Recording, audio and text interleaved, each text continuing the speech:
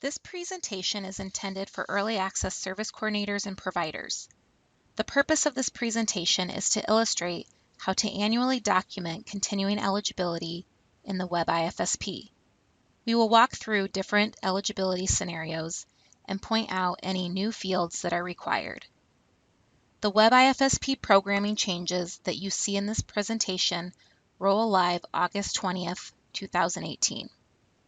Additional information on annually determining a child's continuing eligibility can be found in Section 15, Annual IFSP of the Early Access Procedures Manual, or you can view the Annual IFSP Continuing Eligibility PowerPoint presentation that is posted on the Training and Technical Assistance page of the Iowa Family Support Network website.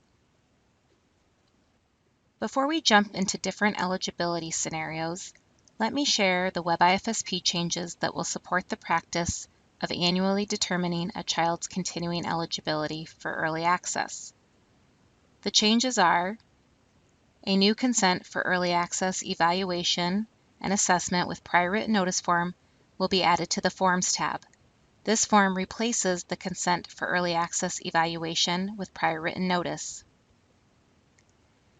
Next, the consent for evaluation and assessment fields on the PR screening tab will be required if a child is found not eligible for early access during an annual review. The eligibility section on the meeting tab will be required to be completed for all annual IFSP meetings. And lastly, the consent for early access services fields on the meeting tab will be required to be completed for a child who is eligible but parents decline to continue with early access services. I will be illustrating these changes by logging into the Web IFSP system throughout the presentation. The consent for early access evaluation and assessment with prior written notice form replaces the previous consent for early access evaluation with prior written notice. The form can be found on the Forms tab in the Web IFSP. This consent form is signed prior to conducting an initial evaluation and/or initial child and family assessment and must be signed again if the team needs to conduct an evaluation to determine whether a child continues to be eligible for early access. Since all areas of development must be evaluated to assure there is no delay prior to exiting early access, the Web IFSP system will only require this form when a child is marked not eligible. The Web IFSP system is not able to tell if a new evaluation was conducted to determine continuing eligibility, or if the team was able to determine eligibility based on ongoing assessment information.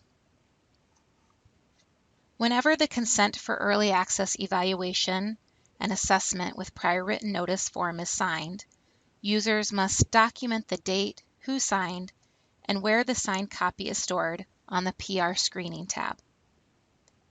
The Web IFSP system will only require the form be signed when a child is marked not eligible. Therefore, the system will only require the fields on the PR screening tab when a child is marked not eligible. However, anytime a team conducts an evaluation to determine eligibility for early access, the form and these fields on the PR screening tab must be completed. Annually, teams will determine if the child continues to be eligible for early access and will document the decision on the Meeting tab in the Eligibility section. Prior to August 20th, 2018, the Eligibility section on the Meeting tab for an annual meeting pre-populated with the information entered at the initial IFSP.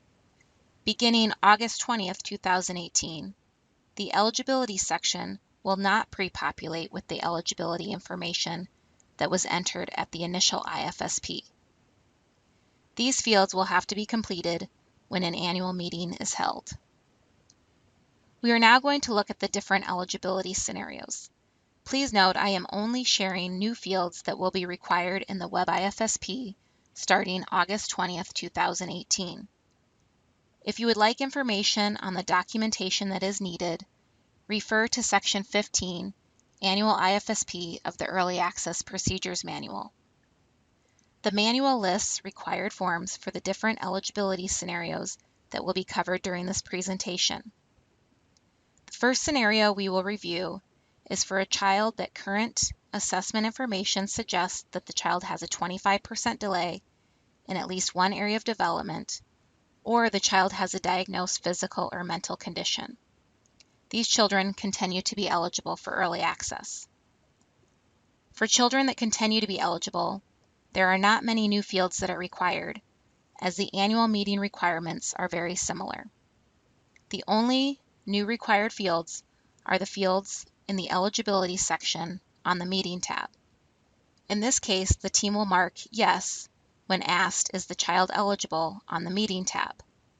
Next, the basis for eligibility will need to be completed. The basis for eligibility code users will select will either be HP high probability or TD 25% delay. Users will then mark any applicable special populations. I will now log into the Web IFSP and show the required fields for the scenario we just discussed. I'm in the child's record, and for this child, the team updated all areas of development with the ongoing assessment data that they collected.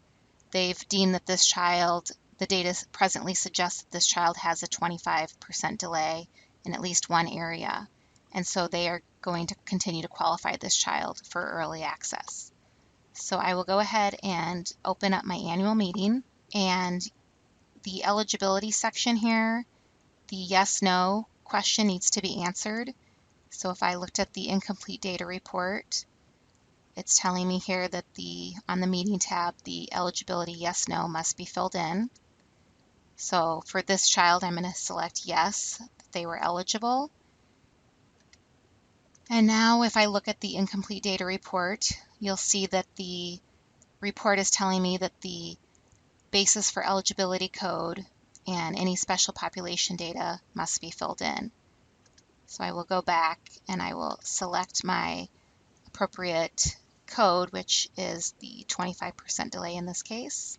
Select the area and select any special populations that might apply. And that's it. If current assessment information and additional data do not presently suggest that the child has a 25% delay in at least one area of development, and the child does not have a diagnosed physical or mental condition, you must obtain a consent to evaluate. To obtain consent, the parents will need to sign a consent for early access evaluation and assessment with prior written notice form. Whenever a consent for evaluation and assessment with prior written notice form is signed, users must document the date, who signed, and where the signed copy is stored on the PR screening tab. Unfortunately, the Web IFSP system is not going to require this form or require the PR screening fields, since the system is not able to identify if a new evaluation was conducted. In the Web IFSP, the team will mark yes when asked, is the child eligible, on the meeting tab. Next, the basis for eligibility will be completed. The basis for eligibility code users will select will either be TD 25% delay or IC informed clinical opinion. Users will then mark any applicable special populations. I am not going to illustrate this scenario in the Web IFSP system, but I wanted to discuss this scenario and point out that the system will not require the consent form or the fields on the PR screening tab when a child is marked eligible, even though these items are needed. There may be times when a child continues to be eligible for early access, but the parents decline to continue services. In this case, you will be required to complete the eligibility section and the consent for early access services fields in the additional form signature section on the meeting tab. A consent for early access services form must be signed. The child will then be exited from early access. In order to exit the child, submit and implement the plan. Once the plan is implemented, proceed to the final exit screen to exit the child.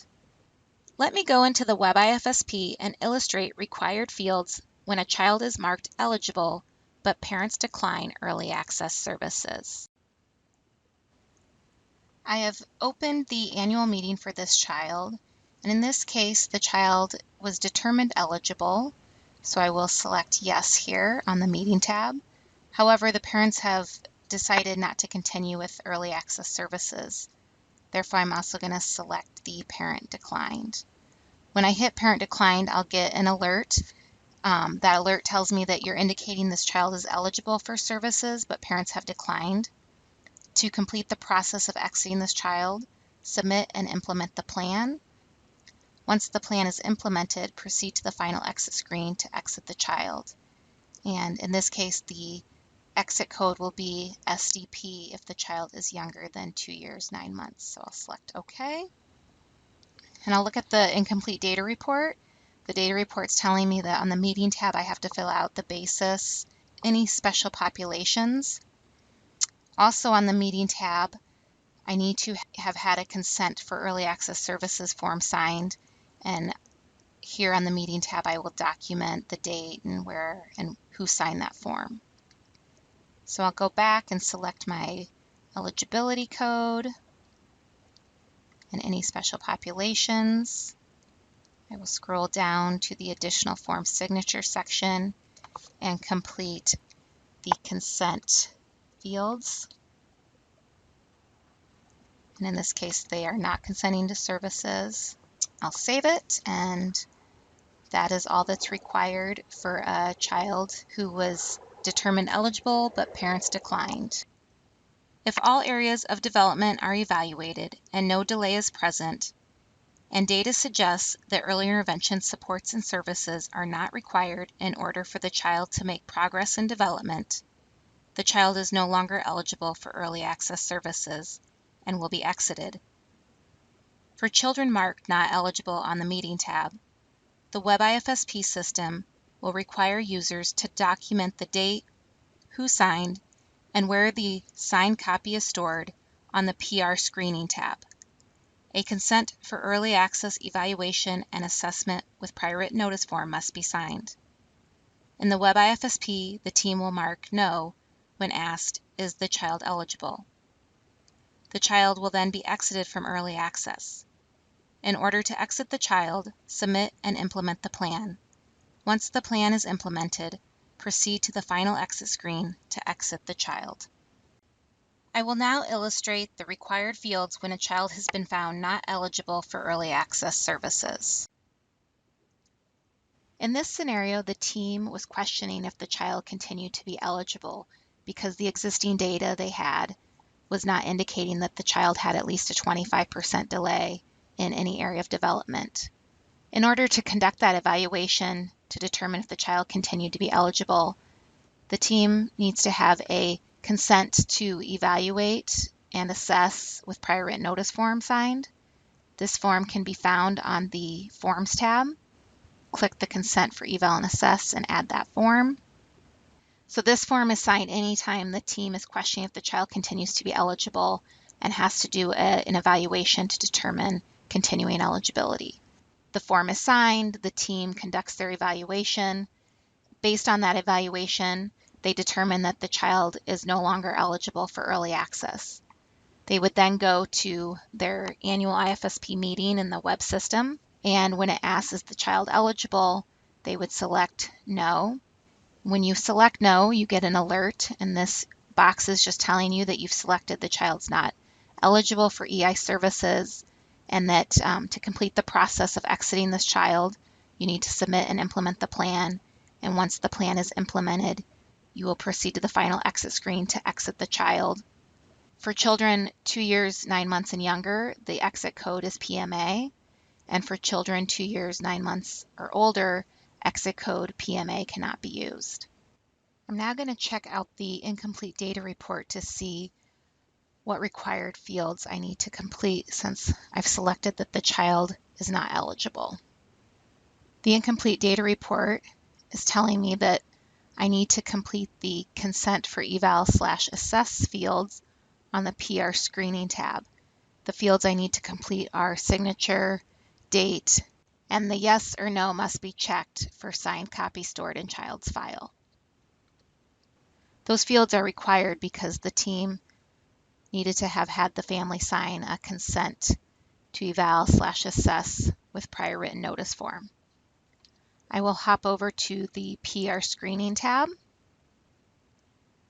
In the consent for evaluation assessment section, I need to fill out the signature field and the date the form was signed. And is there a signed copy in the child's file? So now if I return to the meeting tab and look at the incomplete data report, the requirement for the PR tab has been met. If you have questions regarding documenting continuing eligibility annually in the Web IFSP system, contact the Early Access Regional Liaison within your area education agency or the Child Health Specialty Clinic's Early Access Program Manager.